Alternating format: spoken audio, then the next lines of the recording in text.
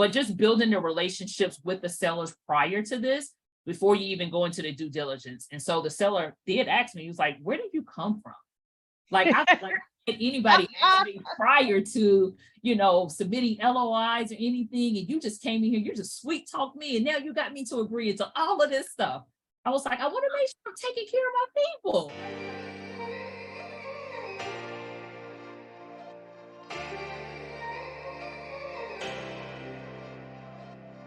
Welcome to the Share the Wealth Show, where minority professionals can learn to escape the racial wealth gap and catapult themselves into abundance. Your host, Nicole Pendergrass, grew her net worth from being negative to multiple six figures.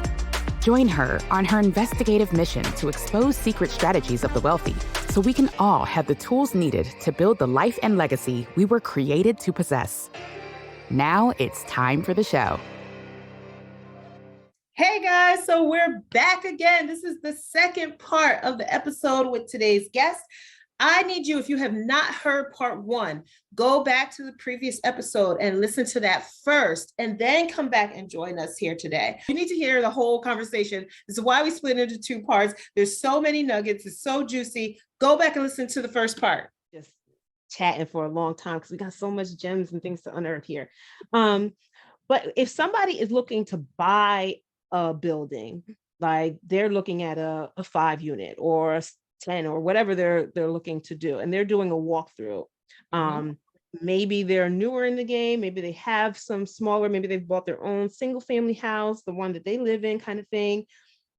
When they're looking around and looking at everyone can see the inside of like an apartment and see what they like or don't like. You can tell kind of conditions and stuff that might need to be fixed or whatever. But it's the big system items that are like behind the walls and in the basement and in the ground and those kind of things that a lot of people don't know how to analyze the state or the quality of that and what the lifespan is. Like, should it be replaced soon? And kind of, I think that's a big ticket item that could catch a lot of people off guard. So when you're walking units and you're looking at these big system items, are there any red flags? Like, I know I've heard, like, if there's a certain electrical panel name, that's from this decade and those are notoriously bad. Or if your pipes are made out of a certain material, that's probably gonna end up being an issue. So have the pipe scoped and all this stuff. So what are some of those red flag type of major systems that you should, if you see that name or see that type, that you should watch out for? So for first thing, I'm always like, anytime I go to an asset, I'm getting on top of the roof, right? People like, you're getting on top of the roof. Yeah, I'm getting on top of the roof. Walk the roof, right? So I'm bringing a roofer with me. So we're walking this asset. So we're looking for things that, because we have a lot of hail damage. Well, we have a lot of hail here. So we have a lot of hail damage to roof stuff. And so on some of those units that we were walking, because the way that how the units sit, they're like separated.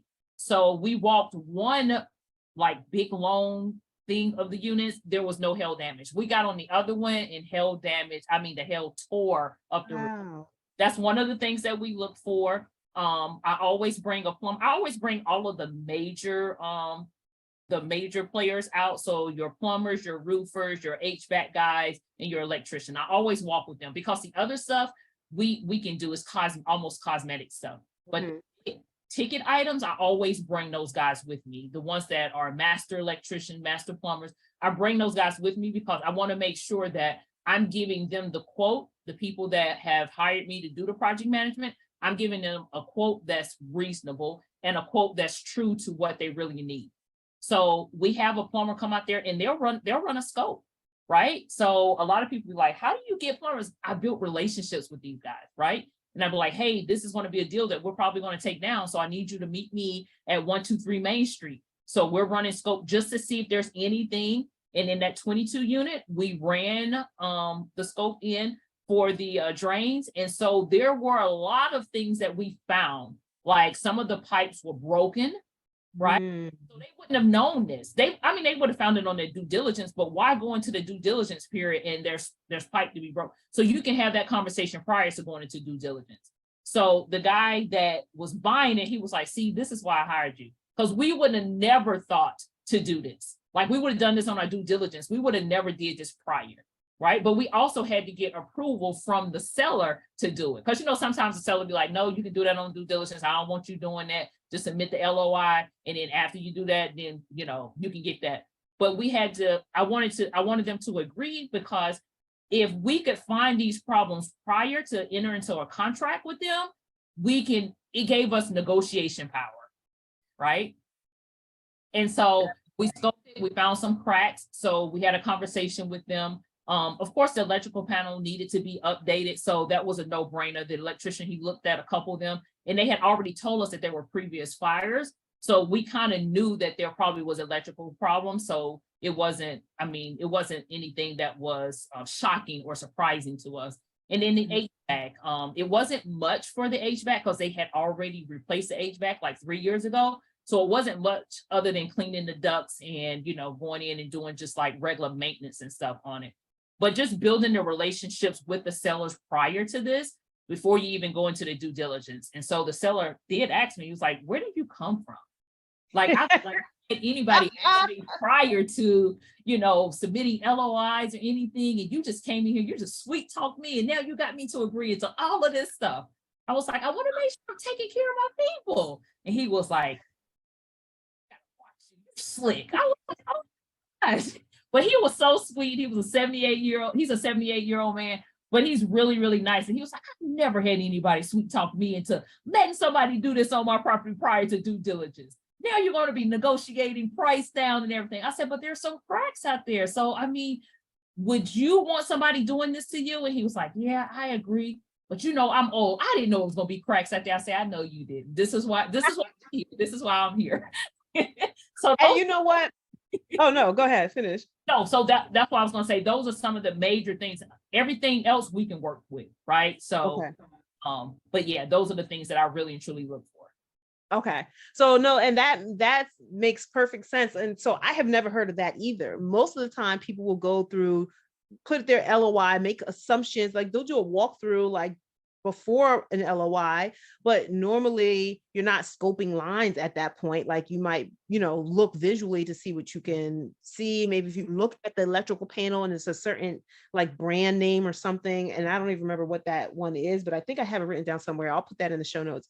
But a certain brand name that that is like known notoriously in the past for using like the wrong kind of wiring, or just was before the updated code. So if you see that, which is something you can see with your eye, then like if you're knowledgeable enough that is probably electrical might be a problem. So you can factor that into your budget. But things like scope and lines, you wouldn't know that until you're in the due diligence phase.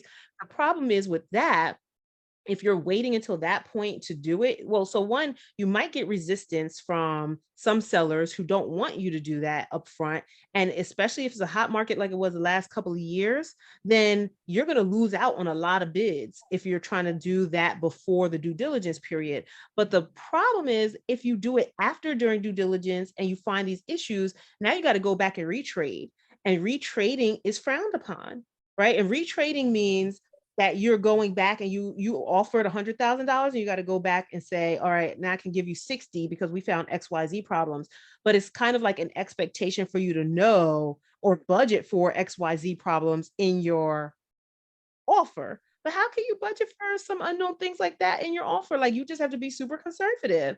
And if you're super conservative, you could also lose out on deals when it's a hot market. So it's all a balancing act. It's better safe than sorry. So be conservative with your numbers, but kind of be realistic. If you can, I think it's super impressive that you just organized a group of 4 or 5 people to be able to go to a building on the same day and time to do a walkthrough.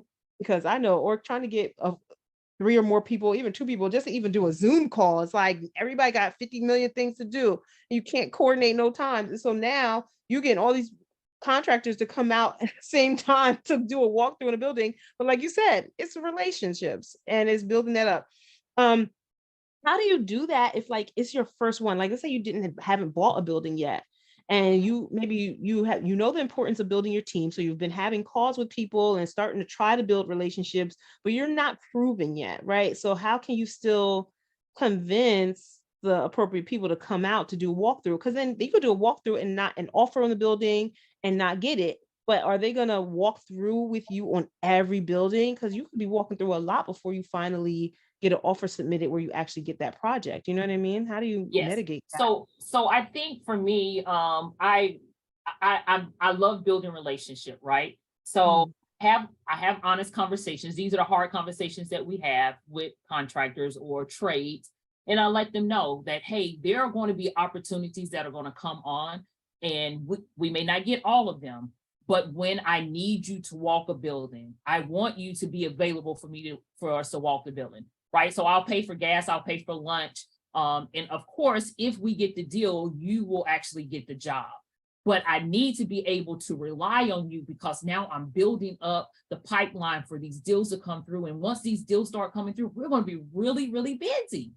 So just conveying to them that, hey, every deal we may not get, but if I can rely on you to show up, I'm going to pay for gas, I'm going to pay for food, I'm even going to pay for you actually walking this with me. And so they'll be like, okay, Avriel, I mean, we know that, you're doing real estate deals and we see you out here. But again, this is the importance of people being able to see that you're doing something. So it may not be on this asset, but it may be on another asset. As long as they know that you can close a deal. If a deal comes and the numbers make sense, as long as they know that you can close. And I think that's why my guys have been so faithful to me, because we walked a couple of deals that we didn't close anything. And then we started getting deals in and they were like, you kept your word. We walked all of those before, but you kept your word. As soon as we walked this one and they say, hey, we're going to close on it, you kept your word. Hey, you're hired for this. And so I think just building a relationship, checking in on them, even if you don't have anything, I check in on my guys and say, hey, let's meet for lunch. Let's catch up to see what's going on. So I'm always reaching out. We call them this. So I'm always reaching out and touching them. Hey, what's going on with the family? What do you got going on new? You want to walk this project with me? I'm going down here and I'm doing this and I'm doing that. So just staying engaged with the team, just to let them know I'm still thinking about you. We don't have anything right now, but I'm still thinking about you. And I want you to know that as soon as I get something, you're going to be the first person I call. So it's just building those relationships. I love that. To build wealth with real estate? Are you all tapped out on YouTube University and ready to get help tailored to your specific situation and goals? Have you always known that you are a little different from the crowd, that you never liked following the status quo, and that you're just tired of living in mediocrity? You want to build wealth on your own terms outside of Wall Street? Well, then maybe the Microfamily Mavericks mentorship program can help with that. It's a community where I handhold you through the process of buying your first small commercial multifamily building, because not everyone is ready for 100 units out the gate. Why multifamily? Because it gives your rental income a hedge against vacancy. Imagine what happens when your single family rental tenant leaves, right? And why commercial 5+ units? Because you have much more control over increasing the building's value in the commercial space, and then in turn, increasing your own net worth. Starting small is a stepping stone to so much more, because then you can tap that equity and buy another building and another and another, and you get the point. So increasing your cash flow and your ability to be job optional along the way. It's all a part of the journey. So if you think big, but you want to start small, and if you know multifamily real estate is the way for you to open the door to building a life of freedom, abundance, and legacy, but you just need someone to guide you step by step, and you want to be surrounded by other people on the same journey, doing the same thing, then just click the link in the show notes to find out a little bit more about the Microfamily Mavericks. And I look forward to potentially seeing you on the inside. So now back to the show. So do you have backups? Let's say like you have a plumber, we need 1 or 2 backups. How many backups do you have for each trade? 3. So you build relationships with all of them? Yes. What if the third tier, like he's on the bench, the third in line on the bench, but he's never getting the deal? Like, do you rotate them just so they all feel like they're getting some love, or do you stay with your top guy? So I'm always rotating them. And then when people come on and they want to JV with me, I'm using them on other teams too. Right. So I'm always, they're always doing something. They're always busy. So now they know that, hey, Avriel's going to rotate us. So I may not be working on Avriel, but I might be on Keith's job. And if I'm not, I may be on Amy's job. So I have relationships where the teams or the people that I work with, everybody always has something going on. So if I'm not doing something, I can give Raphael to Keith, right? And so if Keith not doing something, I can give Raphael to Amy. So we have so much stuff that's going on that they're always busy. So anytime that I call, any one of them will pick up the phone. Hey, what do you have for me? Right. So even on the job, and I'll be like, hey, Raphael, are you on the job? Because I call Raphael a lot. Hey, Raphael, you on the job? And he was like, yeah, I'm on the job, Avriel, I'm on the job, but I can send my son Victor. And he'll send his son Victor. Victor's on his way. I was like, okay. But this rapport with them, they now want to actually have their kids come in, and Victor will come and meet me at a job. Like, I want to say Thursday or Friday, I was walking a deal in Dallas. And so I called Raphael and I said, hey, Raphael, I know y'all are working in, because we have a flip in Harker Heights. I know you're working in Harker Heights, but I got a deal in Dallas. Do you think that you can meet me? He's like, no, but I'm going to send Victor. Victor called me. Hey, I'll meet you at the house at 9 o'clock. So anytime that I call any of my guys, they're always there. But it's because I'm always looking for work for them. So if it's not my project, it may be Keith or Amy. It may be Quincy's. I mean, it could be anybody's job, people that I've worked with, then I'll allow them to go and work on their sites. But if it's not people I hadn't worked with, I don't usually let my guys go, because I don't know if they're going to take care of them like I take care of them. Yeah. Okay. So I think so that was the one comment I was going to make, that's very like just growth and abundance mindset, that you're sharing your guys with other people's teams. Yes. But I do understand you still wanting to protect them and making sure you're only referring or sending them to people that you know are going to treat them the way you would treat them, so that Absolutely. you don't ruin that relationship. Like, because you referred them, like, why would Avriel refer me to this crackhead over here, like, who's not not paying and doing all stuff. You know what? Last thing, oh my gosh, I just gotten a whole other brain thing. Contracts with contractors. Like what kind of, because I have had my share of dealing with contractors who say, promise the world and then don't deliver, right? But how do you set up either some kind of an agreement for a payment schedule, like punch list, and a punch list is the finalized list of all the products, like of all the things that are supposed to be done, and you walk through and make sure that everything is done. So they call that a punch list. But how do you make sure that when the incentives are aligned when it comes to getting a project done on time and on budget? Like, what do you put in your contracts to kind of stipulate, like encourage the contractors to still finish on time and finish on budget? Yes. So my contractors get dinged for stuff that they're not supposed to be doing, or if they're late. If something is out of their control, then we have a talk about it, right? So say, for instance, my contract called me, Raphael called me and said, hey, Avriel, I'm running late this morning, won't be at site until 10 o'clock. Okay, Raphael. So the first time it'll slide, right? If this is a constant thing, they start getting dinged for being late, right?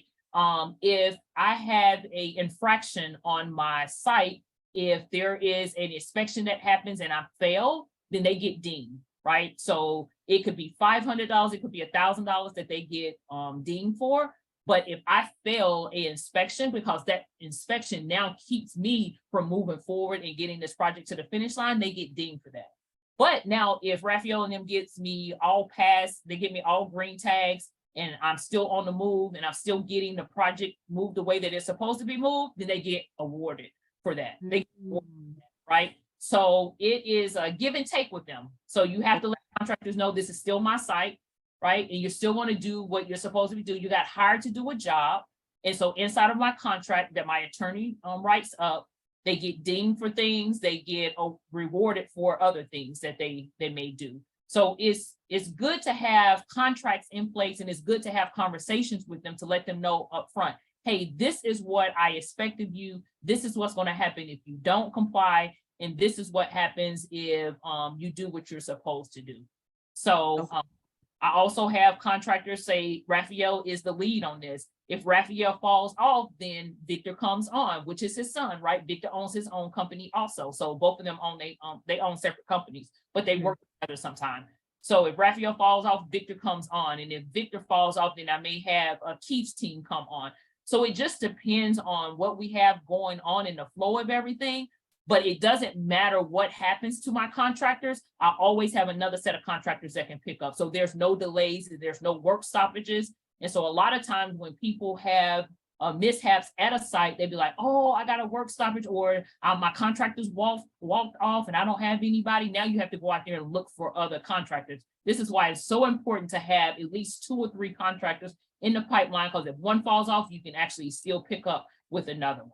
And I don't pay them until the work is done. So my PM walks it on Friday. I expect pictures, I expect videos.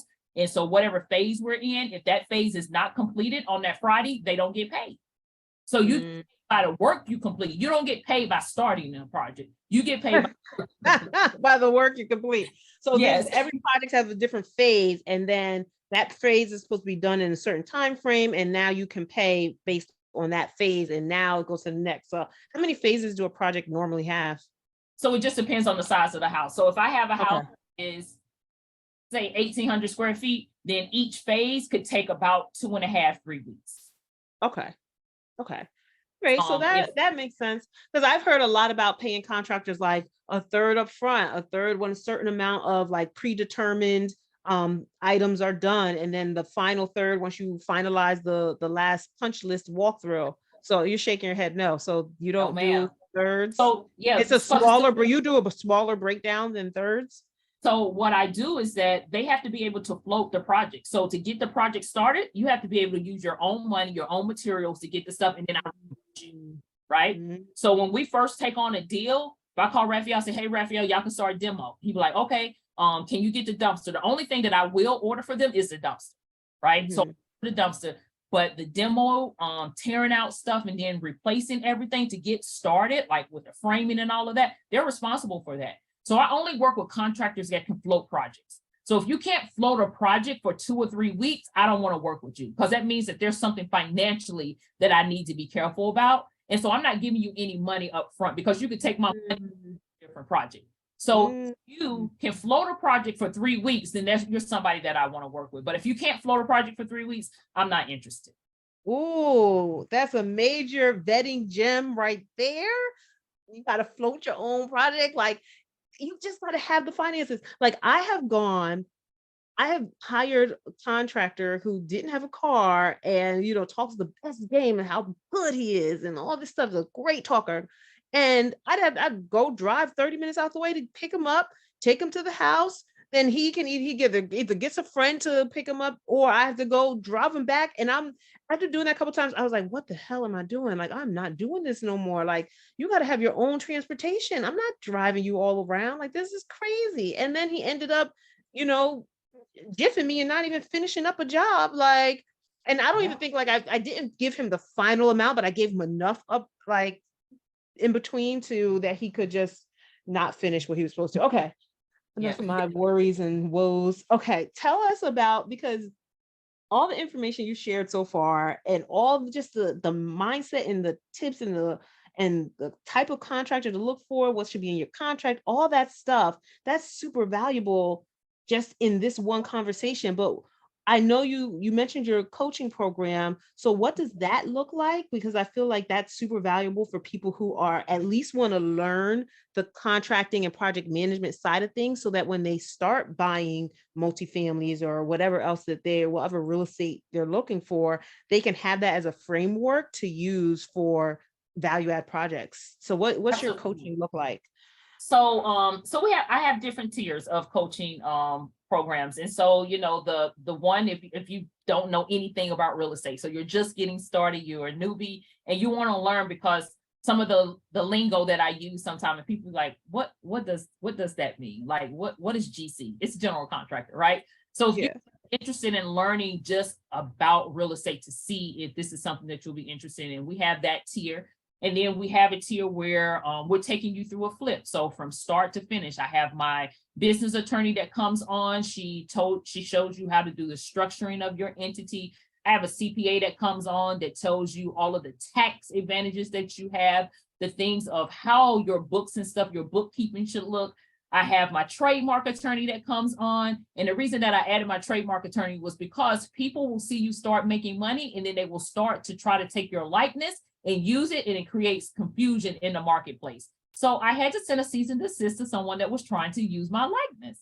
Right? So I have my trademark attorney, she's coming in and she's teaching you about the asset protection part of it and the branding part of it, as you start to build and you start to get momentum in the marketplace.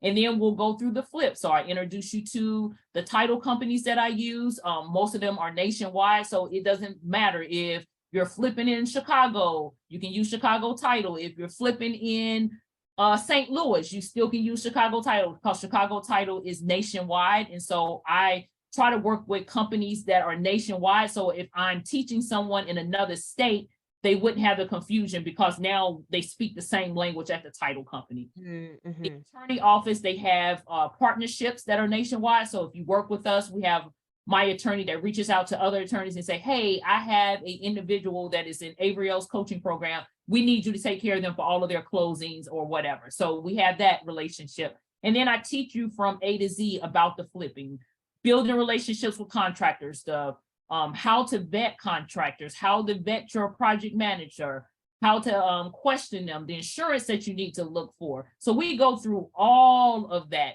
And then we have a project management course where it teaches you all about the management of the asset. So you may not want to fix and flip. You may just want to do project management. You be like, hey, bro, I don't want to do fix and flip. I just want to do project management. I want to manage people's project. Are you enjoying this episode?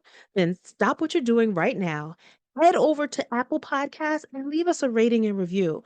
It really helps our show get pushed to more people who are looking for the information that we're sharing here. We have to share the wealth. If you listen to us on YouTube, make sure you like the episode that you're listening to right now and subscribe to our channel. Then share the channel with somebody else. There are people out there looking for the information you're listening to right now. So make sure you share it with someone who you know needs it. Now, back to the show.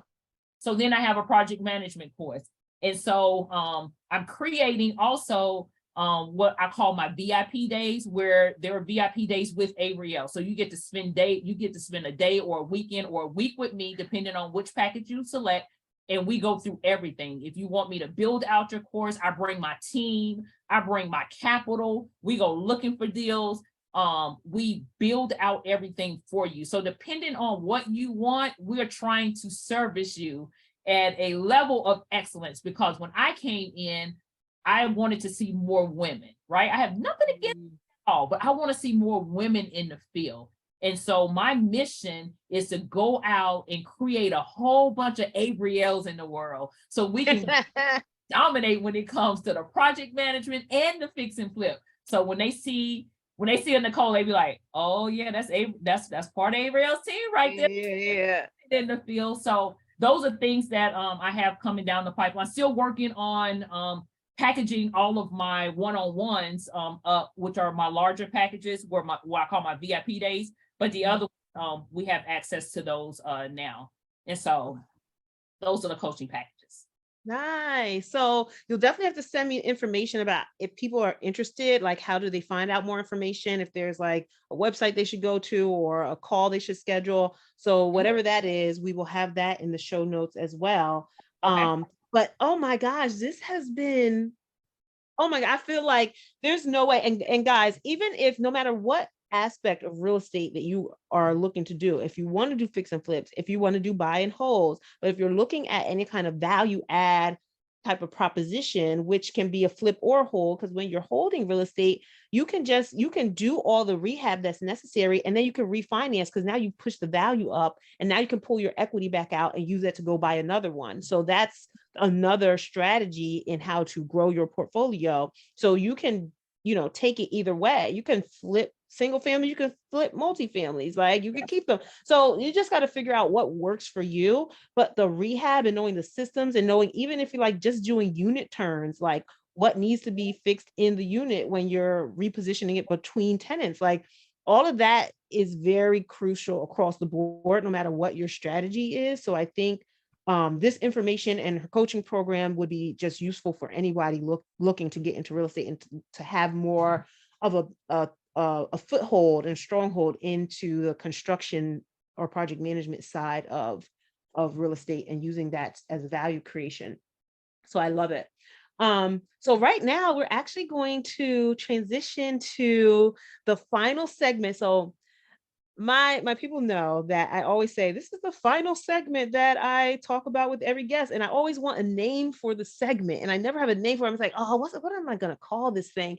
And I ask for suggestions, and so someone, a good friend and my soror and line sister, Thea Stewart. Thea, I'm giving you your shout out. Hey, Thea gave me a couple of names and ideas, and I like digest with the guest, because our guests are always dropping so many nuggets and so many morsels, and you need to like just chew on it and really savor the information. So I love that. So welcome to Digest with the Guests for the first time. Now, first question. Warren Buffett said that diversification is protection against ignorance. What do you take that to mean? And is that a good thing or not? So I think the diversification is very good. So when I retired, I wanted to make sure that I diversified my portfolio. So I started with a little bit of stocks as I was fixing and flipping. And so I love Warren Buffett because I listen to some of the, the things when he does interviews and stuff, and just listening to how he diversified his portfolio. So I do think that diversification is important.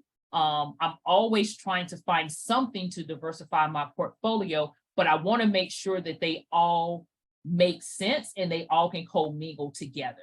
So I want to go out here and do real estate and sell hair and sell candles. And I just want to make sure that if I'm diversifying my portfolio, that everything almost commingles together. So if I'm doing project management, I can do fix and flip, or I can do Airbnb. So everything that I'm doing that's diversified inside of my portfolio is centered around real estate. So the coaching, the project management, the contracting. So yes, I definitely agree with that.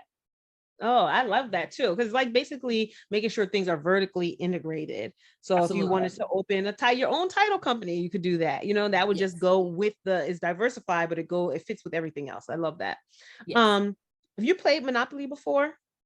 I have. Okay. In the game of Monopoly, Boardwalk versus Baltic, what's your first purchase or your strategy to win the game?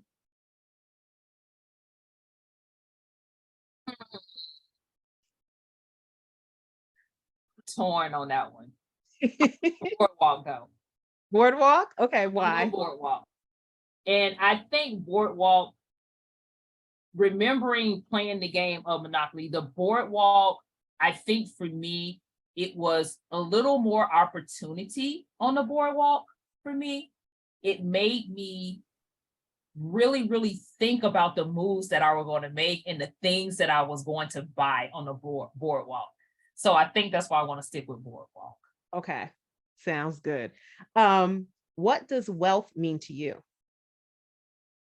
Wealth means the freedom to be able to do what I need to do. So it's giving me time freedom. So wealth is not just the monetary side of it, but wealth is time freedom. I get to spend more time with my mother. I get to do the things that I enjoy doing. I can take time off throughout the day just to go to the lake and just sit at the lake and sit with God, meditate, talk to him. So wealth is not just monetary for me, but wealth is time for me also. So that's what wealth means to me. And just being able to do what I want to do. Yeah, it's the freedom. I love that. That's exactly what wealth means to me too. It's just, I want to live life on my terms, right? Yeah. Okay, so another section, what I've been doing is I ask the previous guest a question for the next guest. So it's not ever going to be on, any information that you have ahead of time, but in any case, so the previous guest, her name is Savannah. She asked, how do you use your community to build wealth? How do I use my community to build wealth? So I do a couple things in my community. So in my community, we have this program at the police station, and it's called Killeen Police Cadets. And so I go there, we do ride-alongs with the police officers. I normally take food to the police officer. So I may do lunch, I may do dinner, I may do just thanking of you card to each one of the officers. I also go to the hospitals, and I normally visit the wards that kids that are fighting for cancer. And I go and I give their family a break while I sit there with their kids, just for them to go and maybe take a hot shower, to grab a hot meal.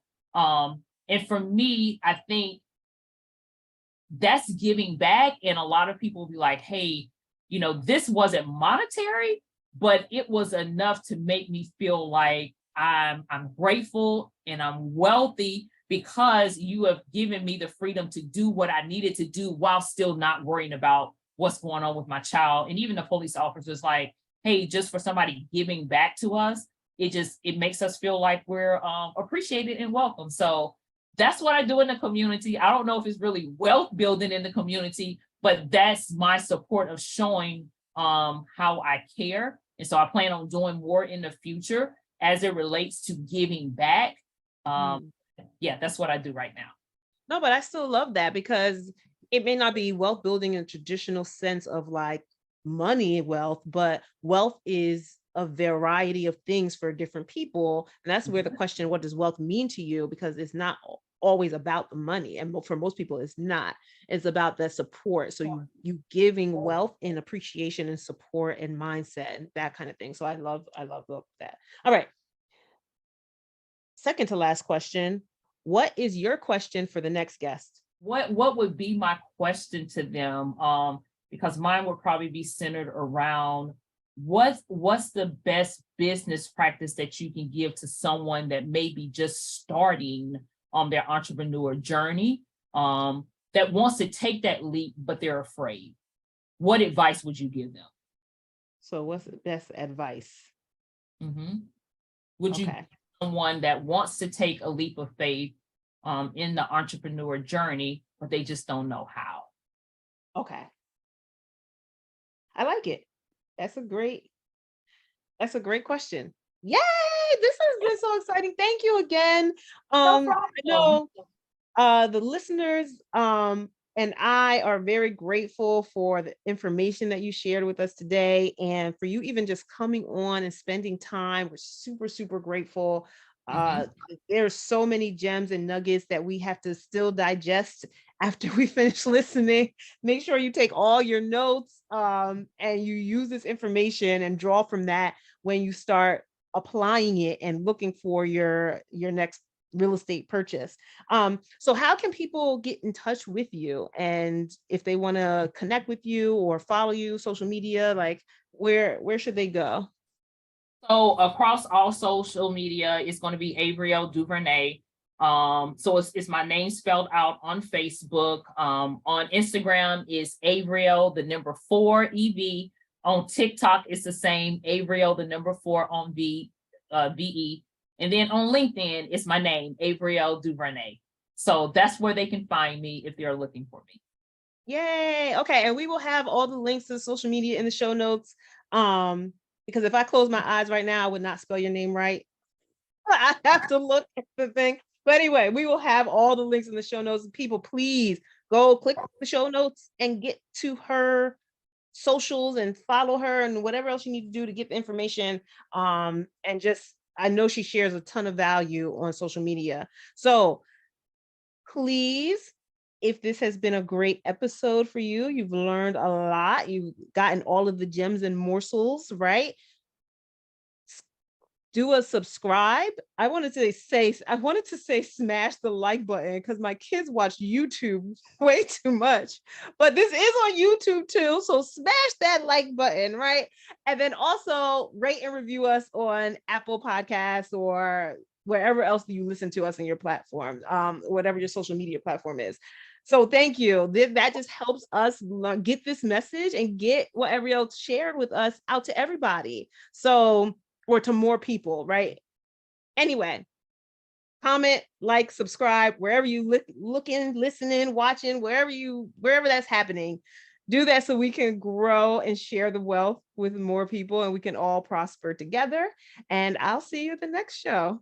Thank you again for coming. Thank you. Did you love this episode of Share the Wealth Show? Be sure to connect with Nicole by following her on LinkedIn, Instagram, or Facebook. If you picked up any of the gems that were dropped by today's guest, make sure you not only put them in your bag, but if you know of someone who would benefit from this information, don't keep it to yourself. Share the wealth and make sure to leave us a rating and review. We'll see you for next week's episode. Subscribe so you'll be notified.